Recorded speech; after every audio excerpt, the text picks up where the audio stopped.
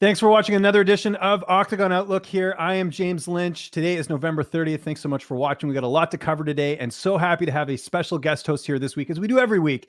We always have different guest hosts, but this is one of my favorites. Devonte Smith, UFC lightweight, joining us here on the program today. Devonte, how's it going?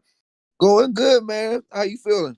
I'm doing well. It's good to see you, man. It's been a bit. We'll obviously get an update on what you've been up to as well towards the end, but we got a lot to talk about today. But before we get into that, just want to let our audience know to make sure you hit that like button, hit that subscribe button. We're always looking to grow the channel. My best interviews that I do every week do end up on this channel, so you don't want to miss those as well. You get the little notification on top of that. And as always, quick shout out to my producer, Jordan, who makes this all happen. All right, let's get into it. Normally, this is where we talk about a UFC card, Devonte, but this weekend, the talk of the town was this Mike Tyson, Roy Jones Jr. boxing exhibition match. I was entertained. I'll be honest. I liked watching this. It was kind of neat. The fight, of course, ended in a draw in the main event.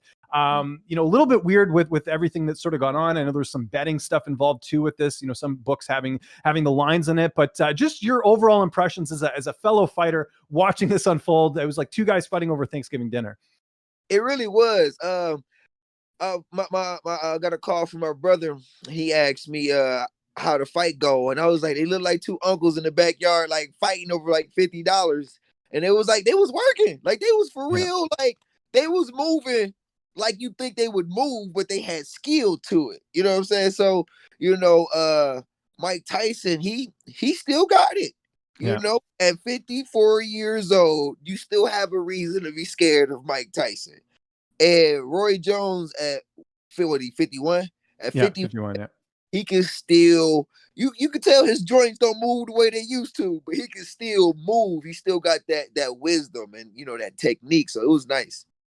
It's weird because, obviously we see like a seniors tour in golf. Like you have these older names that are still competing, and obviously golf is not a physical sport. So it's in terms of people punching each other. Right. So it's a little bit different with boxing. But do you think this will start a trend where we'll see like Evander Holyfield and Lennox Lewis coming out and wanting to get these fights? Because they had to see, I mean, we haven't had the official numbers yet, but this has got to be one of the biggest, viewing things that we've had over the last couple of months, especially with COVID. Everyone was talking about this on Saturday. Yeah. I mean, because after that fight, I seen something in Mike where it's like, you could just see it in his face. I want to go again. That wasn't long enough. I could have ended it here or there. And I feel like it will create that trend. But is you ready to see old men get knocked out? Because it's going to happen to somebody. Yeah, no, that is the worry thing. And I think that's where you can kind of get away with it, this whole exhibition thing, where at least they can kind of, make things a little bit different. It's not like an official bout. So maybe there's some wiggle room there in terms of the rules and stuff. But I mean, I don't know. They were going at it on Saturday. So it's like one of those things where we'll see sort of what unfolds there. But, I'm sure a lot of promotions are taking note of what happened on Saturday. And I do think, I know for sure. I mean, I shouldn't say I know for sure, but I'm almost positive Mike Tyson fights again. Is that the sense you get? Yeah. I be hearing about Shannon Briggs. That's what I've been seeing all. Let's go, champ. Yeah, let's go, champ. I don't know, man. So, but yeah, he gonna want to fight again. I see it. Yeah. And I think in case people haven't noticed, nostalgia sells, right? Like they had the big three thing a couple years ago in the NBA where you get all these ex-NBA players playing. Like there is a market for that. And I think Tyson is sort of, showing that, especially in combat sports, there is room for someone like him because, we had a UFC card, but I think you ask most people, they watched the Tyson fight over that, or they just, didn't watch the UFC because of what happened there. And we'll get to the UFC card in a little bit here. But of course, the co-main event of that card was Jake Paul knocking out Nate Robinson. The guy I used to watch, play for the Knicks is getting face planted by Jake Paul. So first, let's talk about the fight itself. The referee, I wanted to get your thoughts on this, totally screwed this up. That fight should have been called off a lot sooner. Nate Robinson took way more punishment than he needed. Of course, the final blow with him, completely passed out after being knocked out. What did you think first of the referee's call on that? Because I thought that should have been stopped sooner. I feel like they gave him off that first knockdown. He realized that this ain't what, he thought it was, and the referee gave him an 11.5 second count, it's 10 count, because he kind of stopped at 8 or 9 to give him a couple more seconds to like stand up. And it's entertainment. And he was talking about he got hit in the back of his head and they showed it in slow motion. Nah, man, it's just boxing. So crazy. It was funny though. I ain't gonna lie. I laughed. I felt bad, but I laughed. And this was sort of an expected outcome, right? I mean, Jake Paul, like he trained hard for this. You look at him, he's put in the time. He's, you know, he lives in California. He's getting access to some of the best coaches and trainers to prepare him for this. He's also loaded, so he's got nothing else to do. He can just go out there and train 24/7. Whereas Nate Robinson, he's a basketball player. I'm sure if Jake Paul tried to play a game of horse, he would get destroyed the same way that Nate Robinson did on Saturday night here as well. And you know what's unfortunate, you know, I was talking to my producer Jordan about this off air, is that like, unfortunately, the newer kids now are just going to know Nate Robinson for being face planted on the mat, as opposed to a guy who had a pretty decent NBA career overall. That's sort of the unfortunate part. But I guess one of the things I kind of wanted to point out and get your thoughts on it as well is like Jake Paul actually, like, he did the training as a boxer. It wasn't like a bad fight. It wasn't like some guy trying to go in there and trying to gimmick it up a little bit. He actually looked good, but you know, just your thoughts on how Jake looked as a fellow athlete in there. I mean, Conor McGregor would destroy him. We can agree with that. But in general, I thought he looked pretty good. You know what? I was actually in the barbershop and we was talking about it, and they were like, Nate Robinson, you know, he got this. I'm like, I don't think so. I'm like, I want him to win, but I don't think he's gonna win this. They were telling me, well, he won the dunk contest 3 years in a row and played in the NBA. He's gonna be in NBA shape. That's what they kind of got me, where I was like, okay, he might be in shape, but I was like, Paul, he been actually doing this. Like, it's a different type of pressure when you in there and you got to fight. You know, you can't just step in and then like, oh, you know what? I don't like this, and just step out. You know, you can't. And he did him dirty. He did. It was because it's like he did exactly in a way where I thought he was gonna do. Like Nate, like once that pressure and the butterfly start hitting, just running straight like a bull, not thinking about technique. You just you're surviving. You know, you're not like thinking. There's no IQ. You're street fighting with your hands down against somebody who's been, like you said, been training with, you know, I ain't gonna say the best, but you know, maybe the best, then, you know, taking this a lot more serious. Like, you know, he a basketball player. Now, if he was fighting another basketball player, you know, it'd be even, you know, but it was a basketball player going against a boxer, you know. So it was he looked good though, you know, like a sparring match. I wonder if anyone's reached out to Ron Artest or Jermaine O'Neal. Remember when the Mouse at the Palace, when they had the whole, you know, the brawl with the fans there in Detroit. They should call them and see if they can still throw hands. Yeah. So yeah, I'd be down to watch that. But yeah, I mean, that's one thing I just wanted to point out is that, you know, Jake has trained like a boxer. Nate Robinson, not a boxer. I mean, it's one thing to be physically athletic, but it's another thing to take a punch, throw a punch. There's so many factors that go into this. So yeah. And then I don't know if you saw after there was that tweet with, I guess, Nate Robinson tweeting Steph Curry saying, I'm going to shock the world. And then all these people like found the tweet and were like, old takes exposed and all this stuff. Like, it's just, it happens. It's the internet. It can be very ruthless as well. But was there anything else you kind of took away from that? I mean, Jake's obviously going to fight again. I think they know what they have here with him and his brother Logan, that they draw big numbers right now. And in combat sports, I don't think it's a bad thing. I'll talk about this a little bit later. But anything else you took away from Jake Paul in that matchup? No, other than just, you know, you can't hate on him, you know, for, you know, being like doing the way he doing the things. You know what I'm saying? Yeah. So it's, you can't hate on it, you know, because he getting the fights he want and it's entertaining. And you know, just, you know, feel a little bad for Nate Robinson because they roasted him online. It is crazy. And that was going to be my rant here, is I see a lot of people hating on Jake Paul. And look, if you don't like Jake Paul, the person, I'm cool with that. I don't like a lot of his YouTube stuff either, but this guy is a smart businessman. And we also got to look at the fact, like I mentioned there, you're getting an entire audience that has had trouble captivating an audience in combat sports. And that is the younger audience, you know, the people that watch, you know, Logan and Jake Paul. That definitely brought more eyeballs to this card. Do you think the average, you know, 15, 16-year-old is going to tune in just to watch Mike Tyson? Yeah, I think some are, but not all of them. You put Jake Paul on that card, that's going to bring more eyeballs. So yeah. I'm all for these YouTubers boxing because it's going to bring more eyeballs to the sport overall. I think that's good. And it's not something where it's not like this fight's happening in the UFC where, like, you know, people were upset when CM Punk fought. I can understand that. But with boxing, it's their own, they can make up their own card. It's not going to impact the ranking. It's not going to impact title fights or anything like that. So yeah. I'm totally for Jake Paul there. And again, you can hate on Jake Paul, the person, all you want, but but the guy's a smart businessman. He utilized his platform, put it in a sporting aspect, and you've got all these people that tuned into the card. I definitely think it helped the card. I think it also made it more, like I said, appealing to a younger audience here. So, kudos to Jake Paul as far as I'm concerned. I think the guy's a smart businessman, and I think anyone that's hating on him has to look at how it's impacting combat sports. And I think it's good. There's a lot of boxing purists who hate the idea of a YouTube star boxing, other athletes, but I found this out the other day when Joey Buttafuoco boxed China in celebrity boxing like years ago. It's still the highest rated show that Fox has ever had for sporting events, and that includes the UFC. So it just goes to show there is an interest here to watch celebrities beat the crap out of each other. So your thoughts on that? I know you kind of agree with me here a little bit. No, yeah, because then rap beefs will be even more entertaining. You'll have Drake versus Meek Mill.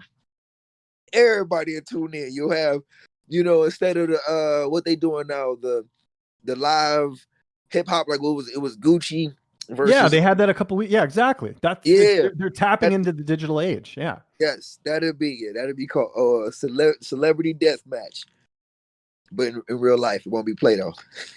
No, I agree. No, I'm all for that stuff. And we'll see what they decide to do next. I'm sure the numbers are going to come back and they're going to be great. And they also capitalize on the fact that, the UFC did not have a strong card this weekend with all the changes. So definitely took advantage of that. And we'll see what the next one is, because I'm interested. I am, Devonte. I'm one of those guys. I like keeping tabs on some of this new stuff. And I think we got to be a little bit more liberal with our views and not say, oh, it's so bad. It's like, let's see. This might be something that could be sort of a new trend going forward. So anyways, that's our thoughts on the Tyson Jones card. We're going to move on to UFC Vegas 15, which took a big hit. For those who didn't hear, well, I'm sure you did, Curtis Blades testing positive for COVID-19. Here's a little tidbit that a lot of people didn't know about Curtis Blades. So after he tested positive for COVID, I actually reached out to him to kind of see, hey, what happened? How are you doing? I guess he had to drive all the way back from Vegas to Colorado because he was worried about people spotting him at the airport, people trying to take video. He just wanted to get home and recover. So poor Curtis. I've never done that drive. Have you done the Vegas to Colorado drive? But I imagine it's pretty far. No, I have Colorado drive. Yeah. No, it's a long trip. So yeah, poor Curtis Blades had to actually drive back. So he didn't even get to fight. Then he had to drive all the way back to Colorado. But as far as I could tell in his Instagram story, he's recovering okay. But anyways, the new main event was a teammate of yours, Anthony Smith fighting Devin Clark. A lot of pressure on Anthony Smith coming off back-to-back losses into this one. Losing to Glover and losing to Alexander Rakic. But I don't think this could have gone any better for Anthony Smith. He goes out there, gets the first round submission victory over Devin Clark. Devin Clark, I don't think had been submitted since fighting Jan Blachowicz back in 2017. So really impressive win for Smith. Definitely silenced a lot of the haters. There's already people saying this guy's going to Bellator and all that. It's so funny how the recency bias of fans, but I thought Smith couldn't have played this any better. What did you think of your teammate's performance, Devonte? He looked good. He looked calm. He looked like he knew what he wanted to do.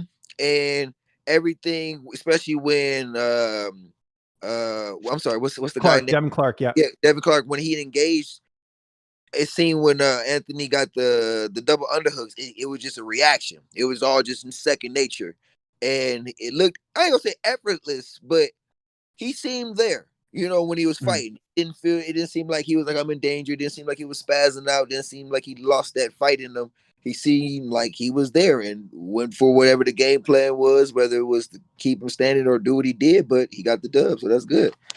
And Clark came out guns a-blazing. He literally bull rushed Anthony Smith to begin with. And, smart game plan, I guess, just get Smith out of his element. But at the same time, Smith's got a great ground game. He was able to control Clark and just, get to display some of that jiu-jitsu. All of Anthony Smith's fights, at least over the last little bit, other than obviously fighting Gustafsson, have been on the feet. So why not try out your ground game? Why not utilize that other aspect of what you have to offer? And, there was a lot of pressure here. If Smith had lost this fight, who knows what would have happened to him? I'm sure the UFC would have kept him, but it's pretty tough to, sell a former title challenger off 3 losses. So really big win here for him. I think finishing Clark also sort of made a statement being like, hey, I'm still here. And I even saw Smith, mouth into the camera after, I'm still here, mother effers, which good for him. He got a lot of hate after those 2 losses, but you got to look at who he's losing to. Glover Teixeira should be fighting for the light heavyweight title next. And Alexander Rakic, he might be Thiago Santos coming up here next year. So it's not like he's fighting guys that are subpar. He's fighting really talented guys. So this is a huge win for Anthony Smith. And for Devin Clark, good learning experience, first main event, sort of going through all the motions of all that, but I'm sure he'll be back. But this was more about Smith needing to get the win than it was Clark, I think, trying to propel himself up in the division. Any other takeaways there in terms of that fight, Devonte? No, I think it was just, other than just, it was good to see my teammate win, and And a lot of options going forward here. Smith, Paul Craig is a fight that seems like could be on his radar. Paul Craig's got a lot of submission wins. Jimmy Crute, I saw calling out Anthony Smith. I'd like to watch that fight as well. A little prospect versus veteran matchup. And then Jimmy Mano out of nowhere starts talking some trash, saying that Smith fought nobody. Thank God Smith went on Twitter and sort of replied to that. But like Mano he shouldn't be in any position to call anyone out. He's been retired. He's been knocked out. Rakic actually knocked him out in their fight. So we'll see what's next for Smith. But I think some time off would be good. Reassess, enjoy the time with the family. Like I think people forget he makes a lot of sacrifices, leaving his family back in Nebraska and going to train in Colorado. So hopefully Smith gets some time off after this one.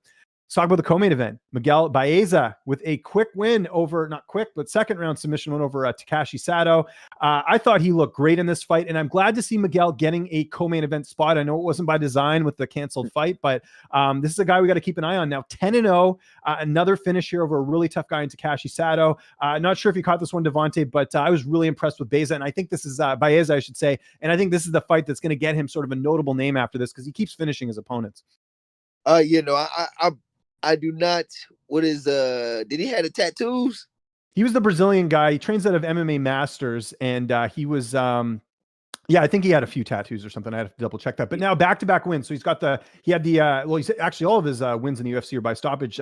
Finished Hector Aldana in his debut, finished Matt Brown the fight before, and then finished Sato. So this is, if you want to get those ranked opponents, this is what you got to do. You got to go out there and finish guys. And I have no doubt next time Miguel Baeza is going to get that for Sato. Unfortunately, back to the drawing board, coming off a big win before that over Jason Witt. He's now lost 2 of his last 3, but just a good fight. And I think this is what the UFC wants. They need guys that they can build on. And anytime you have an undefeated guy, you got to sort of utilize that as sort of a selling point going forward. So yeah, tough division though, Devonte. Welterweight's pretty deep, right? So yeah, no, no, man.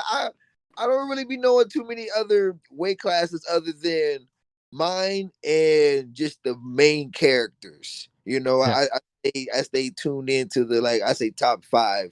The people that you see all the time with, like you said, like the knockouts and stuff like that.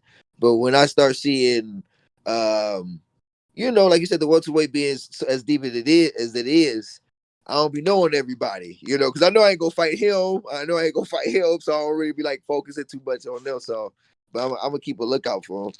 Well, do you think you'll ever go up to lightweight? Because you're a huge lightweight. Like you're not like super tall or anything, but like you're just physically strong. Like I'm sure that's something you've thought of maybe down the line is moving up to that weight class. So I went to the PI and, they did that test, to check your body out, all that cool stuff. And they said that I'm actually on the smaller scale of lightweights. Oh, really? Interesting. Okay. And it's like, what's this? Man, sometimes it sucks not remembering people's names. So the Describe him. We'll play a little detective here. Who are you talking about? He went against Gunther. He submitted a rear naked choke. He's with Davey Ramos? Yes. Okay. Yeah. First time I met him, I was in the back warming up, and I was looking at him. I'm like, man, that's a big 170. Because the way his shirt, the way his biceps was stretching out his shirt, I'm like, that dude big. It was like, nah, he a 55er. I'm like, he 55? Yeah. How? Like, so when people think I'm big, I'm like, nah, I've seen some bigger dudes. But going to welterweight, nah, I'm cool. Not anytime soon, but I just meant in general, because I know as you get older, it's tougher to cut weight, like Robert Whitaker said, so I was just curious about that. But we'll have to see what happens there in terms of that. Let's keep going through the card. Parker Porter getting his first UFC win. One of the best names in MMA, by the way. It's like a villain in an 80s movie or like an 80s detective or something. Parker Porter's on the case.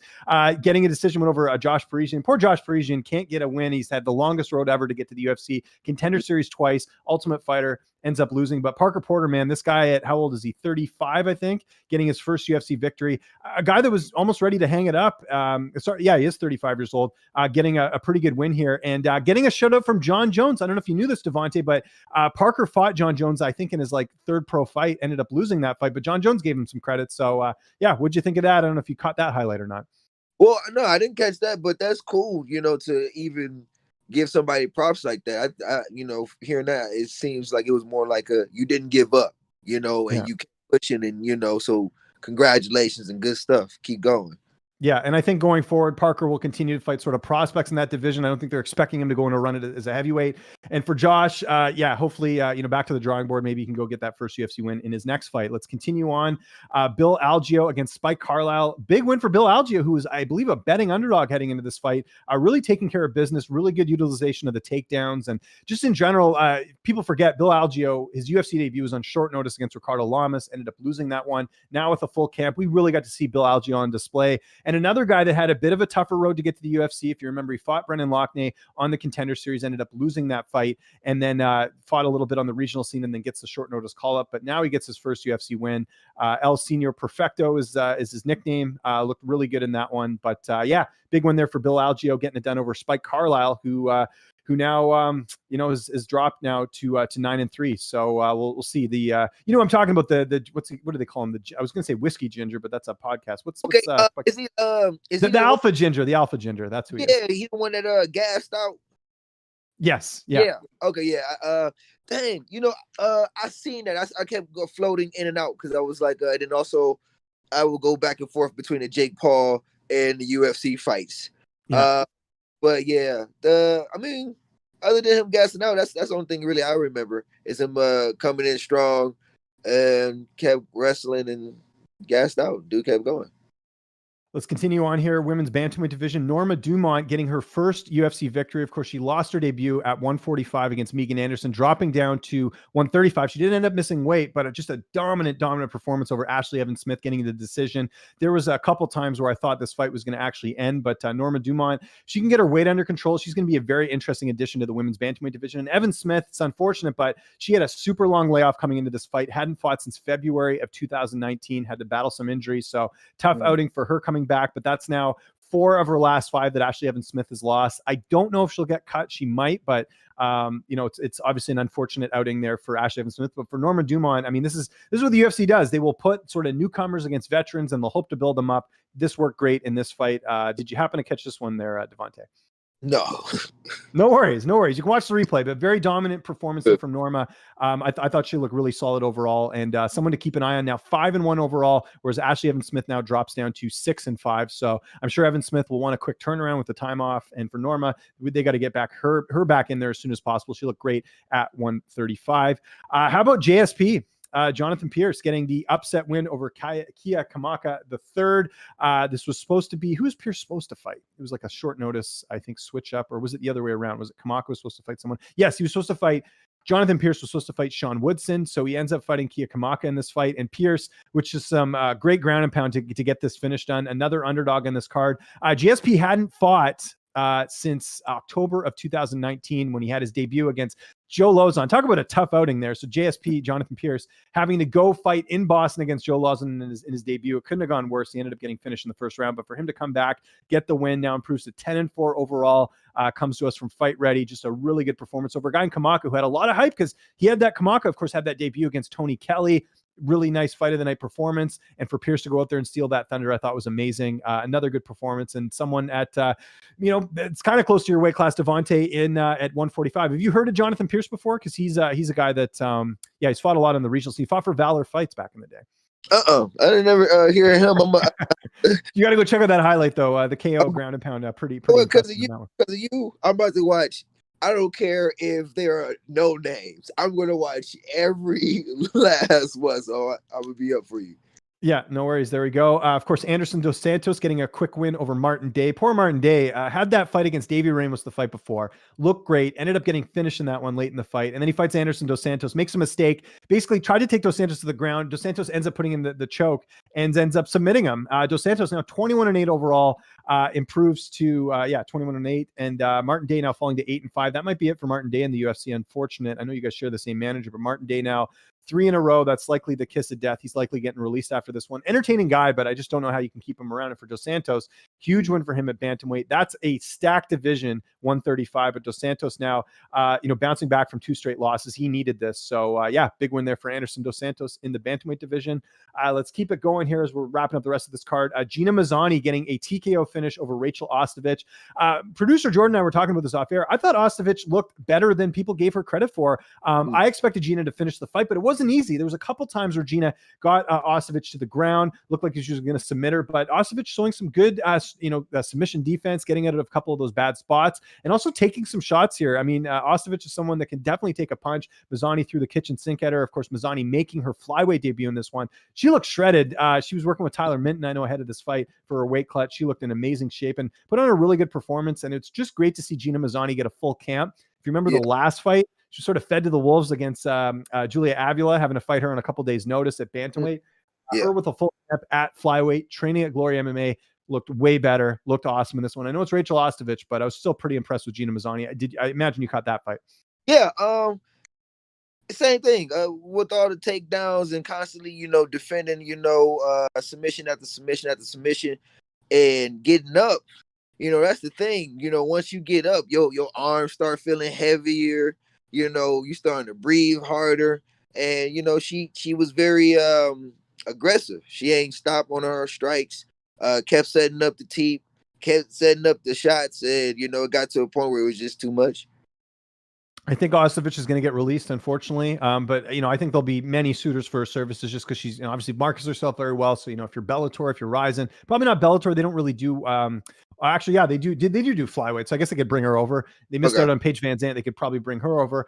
And then Gina Mazzani, I think she's going to be very interesting addition to 125. It was Mazzani's first win in a while in terms of UFC wins. It was her first finish, I think, since where are we here? Actually, no, she got a finish on the regional scene, but first UFC finish. Well, actually, she's never had a finish in the UFC. So there you go. So good on Gina Mazzani for getting it done. Great win there. And credit to James Krause for doing some amazing work there leading up to the fight.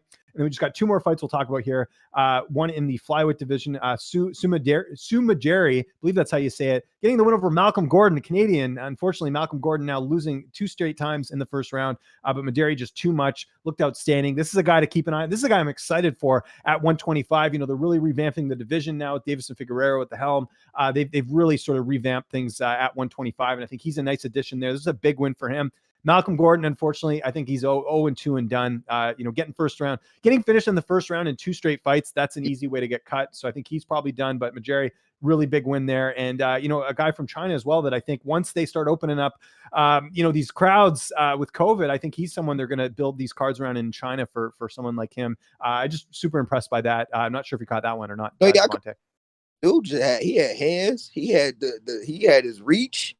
And he was on him. He was what he catch you with? Was it a hook or an uppercut that had dude just like fall down flat? I think it was a hook. Yeah, I was trying to remember, but yeah, he cracked him really good, and then it was just like matter of time before he just capitalized on that. Actually, no, yeah, and then Gordon, he hit Gordon, and then Gordon was just like out, like he just sort of did that signal, like I'm done, and then the ref stopped it, right? Yeah, it's weird when you see a fighter get hit and that one was the one, and they leg just buckle. So it's kind of like it does it like a skip, and that's where all the back loses. And I was like, ooh, that was them straight twos was clean. It was, yeah, no, and again, this is like when you have performances like this, fans are going to want to watch every single one of your fights. That's how I felt watching that fight. Just when you get a big finish like that, it just makes you more engaged going forward. So really nice addition to the flyweight division, like I said, and I'm excited for what is next for him. And then before we exit this card, we did have a great fight on the opening the card. Nathan Maness getting the upset win over Luke Sanders. This was a back and forth fight with Maness, coming through in the later rounds, getting the finish. Sorry, in the second round, I should say, he knocked down Luke Sanders and then ended up getting the submission win. But this is a huge win for Nathan Maness, 13-1 overall. I'm still trying to figure out why this was a catchweight fight. I know Sanders, I think he was having some trouble making weight, but I'm going to be talking to Nate later this week, getting an interview here. But just a really big win because his debut, of course, had the opponent switch up, ended up winning a decision in that one. But to beat a guy like Luke Sanders, who already has some notable wins in that division, really big statement there. I think Maness is a guy we got to keep an eye on. And the other cool thing with Maness is that he quit his job after his UFC debut. So now the fact that he's training full time, I think, has really shown off well. And he's got a chin on him too, Devonte. He took some good shots there from Luke Sanders, who had a pretty big layoff coming into this fight. Luke Sanders hadn't fought since February 2019. So big win there for Nate Maness. What'd you think of that fight? I seen only half because I was going back and forth with the Tyson fight. Like the honesty. Yeah. Is Maness the one he was the one with all the cool tribal tattoos, or was that the other guy? Yes, yeah, he does have he does have a few, yeah. Okay, and Maness is the one that lost. No, Maness is the one that won. Okay, yeah, he got okay, cool. I was sorry I didn't get to see that one all the way through because he has good stand up. Yeah. Like he has really good IQ when it comes to like strictly boxing. Because he throw kicks, but it's only when you so worried about his hands. And he has a lot of he's good with his hands. I like watching him. That's the dude that he was talking about at first. So I was like, does he got a lot of tattoos? Okay, I got you. Yeah. No, he put on a good performance, and that's look. If you're starting out in the UFC and you can get a finish over a veteran like Luke Sanders, that's the type of wins that are really going to get you on the radar of the UFC. And I think Manus, I think he was interested in Adrian Yanez or who's the other name, Nathaniel Wood. Like those are good fights. And again, I think the UFC likes every now and then to put sort of a prospect against prospect fight, like we had that last year when Mike Trezano fought Grant Dawson. Like they like to sort of see where these guys stack up. And I think him fighting a Wood or fighting a Yanez, who's the better prospect? Well, let's find out right away. I know some people say you kill a contender that way, but 135 is so deep that you almost need to do matchups like that just to figure out, separate certain fighters from the pack. So really big win there for Manus. For Sanders, 13-4. He's now lost 2 of his last 3. He'll get another fight, but we'll see how he looks the next time out. So that does it for UFC Vegas 15. We got a bit of news we got to chat about a little bit here. So this is kind of going to be, I put these as 2 points, but it's really the same thing. We've got a new main event this weekend. It was supposed to be Jack Hermansson against Darren Till. Darren Till's out. It's injured. Then it was supposed to be Jack Hermansson, Kevin Holland. Kevin Holland gets COVID-19. So they do this kind of like, switcheroo, which I actually think these matchups are almost better in some ways. So now we've got Jack Hermansson taking on Marvin Vettori. Vettori's actually ranked. So this actually kind of helps Hermansson's case a little bit as he looks to get closer to a middleweight title shot. Now you've got Kevin Holland and Jacare fighting each other coming up in a little bit too, a sort of a up and comer versus a veteran in Jacare here. So what do you think? I actually, of all things considered, I don't think this is a bad alternative. It's not. I mean, you got to fight regardless, especially when you put in those type of situations, it's really who wants it more, because you're at a disadvantage, but at an advantage at the same time, in the senses of like, you've been prepared for this fight, but you prepared for a specific person, and for it to happen 3 times, I know how that feels. It can really throw you off because you have to keep resetting your mindset to who you got to take out. You got to keep resetting your mindset to, okay, I can't have my stance too much this way or that way because this type of guy will capitalize on it. You got to reset on the opponent's mentality and their temperament. It's a lot to go through it, but I feel like if you've been through it before, you tend to know how to adapt and do that. And since how COVID's been happening, everybody's getting canceled. No, it's true. We'll talk about COVID in a second here, but I'm interested to get your thoughts on this because obviously we're not going to be previewing this weekend's card, but Jack Hermansson's an underdog in this fight. I don't get it. I don't understand. I know, like, if you look on blitzbet.eu right now, which I encourage our viewers to check that out, especially if you live in Canada. Right now, Marvin Vettori is minus 133. Where's this coming from? I don't understand this. Like, Vettori just defeated Carl Roberson, submitted him, but Jack Hermansson submitted Calvin Gaslam, and Hermansson's only got 1 loss in the last, I think, 5 fights, and that was to Jared Cannonier, who, in my opinion, is one of the best middleweights in that division. Vettori, his biggest claim to fame, I think, right now is that he went to a split with Adesanya, but that's a fight I thought Adesanya clearly won. So what am I missing here, man? Because I'm a little bit confused why Hermansson's the underdog. That's it right there. Maybe people because he been the other guy, he's been getting those submissions that I guess maybe people don't think give it that he's much. Well rounded, yeah. I mean, I think if it stays standing, I think Vettori could have an advantage there. But at the same time, like Hermansson's been in there with just way better fighters like Thiago Santos, Calvin Gaslam, Jared Cannonier. Like Vettori's best opponent that he's fought has been Adesanya. I know you can't put too much stock in the level of competition, but I do look at something like that. And Hermansson has a height and reach advantage in this fight too, just a slight one, but still. But he could, like you said, only thing Vettori has is that he went against Adesanya. But if that's the only thing you got, and this guy is consistently going against, just this ranked quality, but he's still tapping them out and he's still, dominating, people like knockouts, bro. They do. But that's what I find so surprising as well is that, like, we're not even we're a year removed from when Adesanya fought Calvin Gaslam. I know styles make fights, but still, Gastelum took Adesanya to the brink in that fight, and Hermansson went out there and submitted him in the first round. Now, every fighter is different when they step in there, but still, like, that's, I mean, again, like, that's something that I think should play in Jack's favor as opposed to it working against him. So we'll see. Yeah, I think there's absolutely value there, and Jack Hermansson is the underdog. And then Holland and Jacare, I wanted to mention that quickly just because we talked about the fight here. That's a coin flip, honestly. Obviously, Jacare got a great ground game. I think if it stays standing, Holland could potentially either knock him out or beat him in the striking. The problem with Jacare is he's so old. Like, he's getting up there now. Like, at a certain point, he has to slow down here. How old is Jacare? Let me look here before people are like, well, he's actually not that old. But I know he is. I think he's like in his 40s now, right? Or at least close to it. He is 40, exactly. And Holland's what, 27, 28? There's got to be something there. I was picking Jack Hermansson over Kevin Holland, but I think with Holland fighting Jacare, I might give him a slight edge. And I think momentum's a big thing. Holland's fought 4 times this year, Devonte. Like, he could break the record for middleweight, getting 5 straight wins in a calendar year. Dang. Well, I feel like even though Jacare is 40, he has that he wasn't never really a fast dude. No. He looks like he still has his fluidity, especially in his grappling, and he's the bigger man.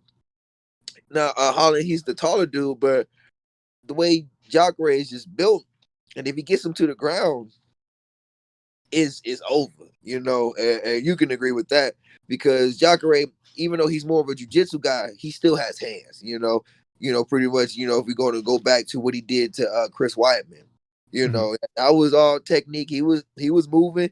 He's standing in the same place, but Holland has a slight edge on the stand-up because of the youth, the speed, and he got popped to his punches. But if he don't catch him, you know, and Jacare gets him down or cuts off the ring and makes it a close fight, you know, it's tilted more to Jacare. We'll see. I'll be previewing that coming up here in a little bit. Before we get to some other news topics, this Dana White thing on the weekend with Yair Rodriguez, I wanted to touch on this a little bit. So if you guys didn't see it, basically everyone's been wondering what's going on with Yair Rodriguez. He was supposed to fight Zabit, and then, you know, we heard it was an injury, and so they had to rebook it, and we haven't heard anything about Zabit either. So a lot of people have been asking me literally every week on my Q&A, what's going on with Zabit? What's going on with Yair Rodriguez? So, well, finally we get a little bit of clarity in terms of Dana White was asked it at the press conference after UFC Vegas 15. And he says something to the effect of, he's sort of talking to a UFC staffer there. He's like, oh, do we not mention this? Do we not mention this? So Dana doesn't really know what's going on. So they ask him, he's like, yeah, no, he's not going to be fighting for a while. And it's like, what? Like, why? And then he literally says, it's none of your business. It's like, well, it is our business because people are asking. So Dana White couldn't have played this worse, because now what's going to happen, you're going to have this speculation. And I know that there's sometimes stuff you can't get into. Maybe there's legal stuff. If I had to guess, I think it's something USADA related. Otherwise, why is Yair Rodriguez on Instagram training and he can't fight right now? So it's either USADA or he's in trouble with the law, you know, like a Des Green situation where, like, you can't, you know, maybe you can't talk about certain things, whatever. But a simple no comment would have been better, or simple I don't have an update would have been better. But the problem now is everyone's going to speculate as to what's happening. And if you remember, this happened a couple years ago with Megan Anderson when she couldn't fight Cyborg. It turns out after all this time, it was a visa issue. But if you remember, Megan's team did not say anything. So people were speculating, you know, did she try and get like an arranged marriage? Was there all this stuff going on? So I just think, like, same thing here with Dana. He just played this poorly. And like, you can't, now you're just fueling speculation that's not even needed. All Dana White had to do is say no comment, or we don't have an update. But instead him saying it's none of your business. Come on, man. You can't do that. So your thoughts on that? Fight fans, they gonna want to know even more. Yeah. And that's the problem. It's going to fuel these rumors. Like, what if it is a USADA thing? Now people are going to say he's cheating. Like, this is what I'm talking about. It sort of spirals out. So I just think Dana White should have played that a lot better in terms of the post-fight presser. I get it. It's late at night. I've certainly been at late press conferences where your brain's a little bit foggy and you just want to go to bed. But, still, he's got to be a little bit better on stuff like that. We talked about COVID, last weekend's main event with Blades and Lewis getting postponed because of COVID. I just wanted to get your perspective on this, Devonte. You've yet to fight during the COVID era, but you've had fights get canceled on the regional scene at the last minute. Mentally with this whole COVID thing, like how do you think these fighters are dealing with this? All fighters have to deal with this, knowing that at the last minute your fight could be pulled. How mentally taxing is that as a fighter? Very, because you automatically, especially if you're traveling, you automatically think of expenses, because it's not like you're about to get reimbursed. You gotta. Dang, I don't even know, man. It's mentally taxing, because then now it's like, who am I gonna fight now? And then what if you're the one that gets it? Now you got to worry about who you're around and your family, and you got to quarantine yourself. And then now, other shoes on the other foot. Now he don't got to fight, and it's kind of trying to find a way of saying it without cussing. It's a mess. It can be very tricky. I think one of the things I wanted to ask you as well is like, is there anything the UFC can do? Like, should they have backup fighters for main events, or should they just should they make the cards better where at least if you lose a main event like they did last week, like they got lucky with Anthony Smith being the co-main event. If the main event was Miguel Baeza, I love the guy, and don't get me wrong, he's awesome, but if that was the main event, that's a tough sell. Whereas Anthony Smith at least fought for the title, him, he does analyst work. Like that's something that's a little bit easier. So I personally think the best solution is to just make sure these cards have enough firepower where if something falls out, you have something as a backup as well. Do you think that's the solution, or should they start? Because I know for some title fights, for example, they have a backup just in case something happens. Yeah. Because isn't that what they're doing now? But that's kind of weird. They maybe should also give them maybe some weight added, so if it's 55, make it, 58 or 160. Yeah, because you just want the fights to go on, right? Yeah, you're right. If you sort of take away the weight stuff, that might make fighters a little bit easier to get a hold of, to slot into a fight or whatever. Like, I'm glad they rebooked Blades and Lewis, because I just don't think that, I think in terms of the division, I don't think there's a better matchup to make right now. Maybe there's a few, but I think in general, I'm glad they're rebooking that as opposed to just giving Lewis a last minute fight, because you're not going to see the best fight that way either. In terms of that, and it's not like it's a pay-per-view where you have to get the fight in there. They survived without Smith and Clark, and plus they got killed anyways with the Tyson card going on there as well too. So that's my thoughts on that. As we're sort of wrapping things up here, what's the latest with you, man? I know you've been back in Ohio. You've been selling the sweatshirts, which by the way look awesome. We'll mention that at the end. I know you're sold out, but how's recovery going from your injury? Because I don't think people realize you actually got injured after your last fight, and then it just took you out for a while. Yeah, I've been good. I got cleared by the doctor to fight. Was it like about a month ago? And I'm actually leaving back to Colorado tomorrow morning. Nice. Got you had a good time. Yeah, no, I got a fight. So you do? Yeah. I don't know if you're allowed to say the opponent. We won't get you in any trouble. We can find out when you're actually fighting. Do you know when? Yeah, February 6th. February 6th. There you go. Breaking news here on the Octagon Outlook show. We've got Devonte Smith fighting February 6th. So can we play like detective here? Like, is it like a notable opponent? Is it an up and comer? Can we at least get like one little tidbit there? I don't know. He's a very good jiu-jitsu based guy. I think his record is 21-3. Okay, we can probably narrow it down from that, but we'll let our audience sort of play detective here as well. But how have you been dealing with this year? Because for a guy like yourself who had a really bad injury and was having to recover it, I'm sure COVID probably wasn't the worst thing to happen, because you had time to actually recover, and everyone else is sort of dealing with fight cancellations and things like that as well. I've been cool. I mean, because everybody would talk about that especially when it first started, the quarantine. I'm like, I've been quarantined for like 5 months already. So yeah, ain't nothing different. I'm just gonna be in my room in my boot. Just like, it's just another day for me. But now I'm excited, bro. I can move, I can jump, I can spar. I'm ready to put my hands on somebody. When did you how did you suffer the injury, for those who might not know? Sparring. In a lot of ways I feel like I was overtraining. Okay. In a lot of ways I feel like I'm a workhorse, because I love what I do. So it don't be feeling like work. I just go. And I was sparring Yusuf, and he threw a head kick. I stepped back and I blocked it. No, he threw a flying knee, and I stepped back to a head kick and I blocked it, and I felt all this pressure on my left ankle. It was weird. And then I just felt it just pop. And I'm like, whoa.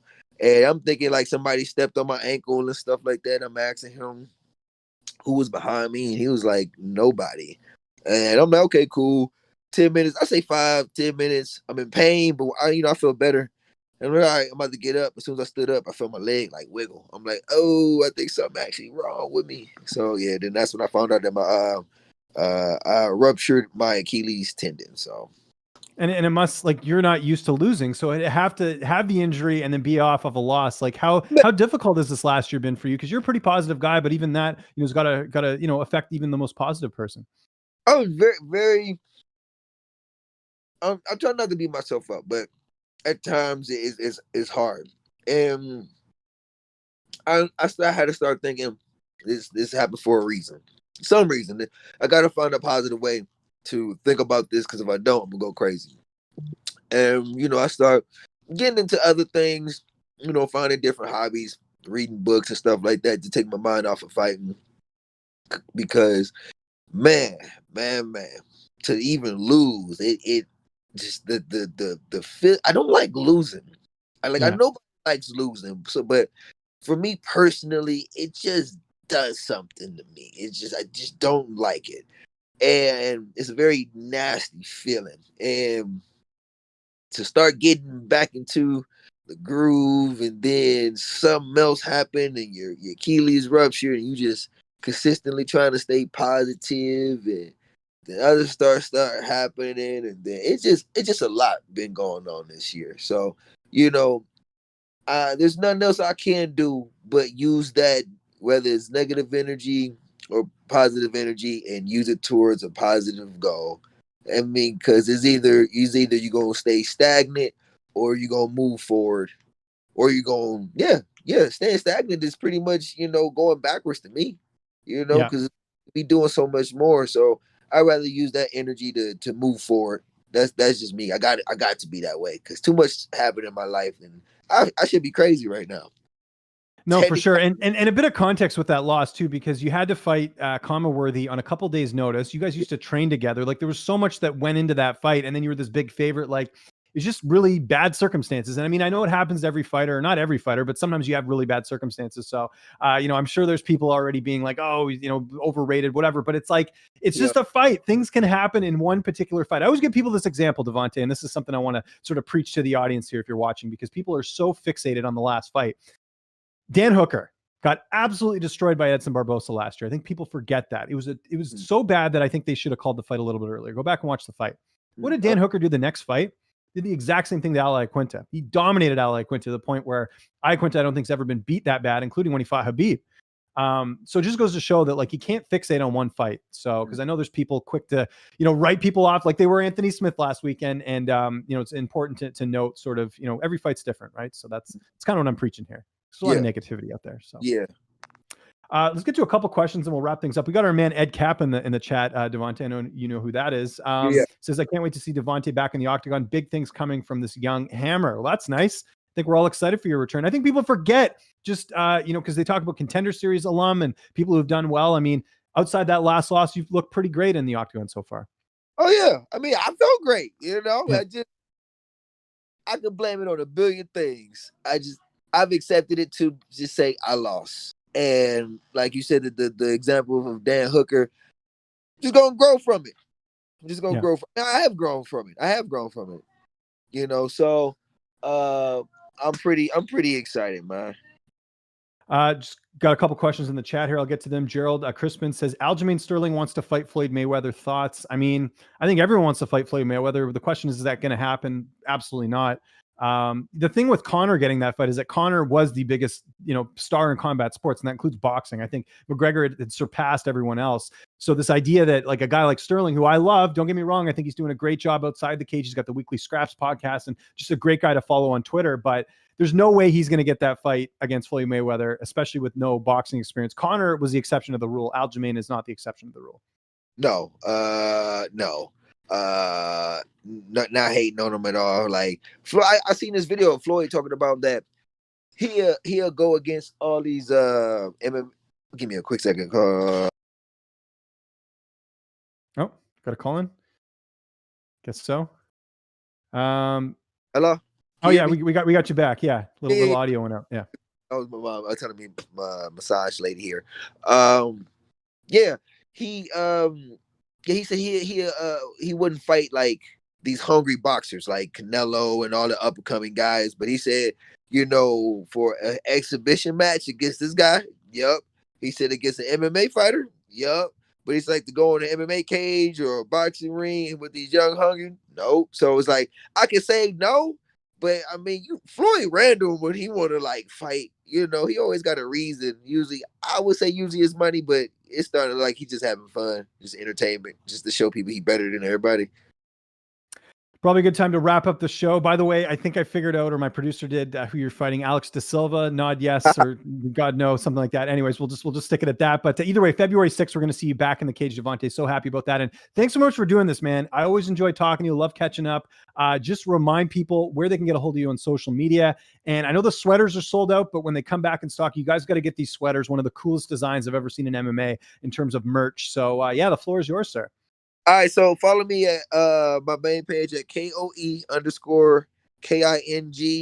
KAGE UFC. And the 10 toes. This is a samurai 10 toes. Boom, samurai 10 toes. Got a lot of things there, but the social handle for that is TENTOES_216. So that's 10 toes _216. And February 6th. I just want to fight. Fight, get a dub. So appreciate the love and the support, and thanks for having me on, bro. And thanks everyone for watching. Make sure you hit that subscribe button, hit the like button. We're back here every Monday, Octagon Outlook, 1:15 p.m. Eastern time, recapping all the UFC cards, and we always rotate the guest hosts. Devonte killed it today. Love having him on here. Follow me on Twitter and on Instagram at Lynch on Sports. And if you guys like the show, leave us a like, comment. We're also on all the audio platforms as well, so keep that in mind too. And hope you guys have a great rest of your week. Enjoy the card this weekend. We're looking forward to it. I'm James Lynch. He is Devonte Smith, and we'll see you next week.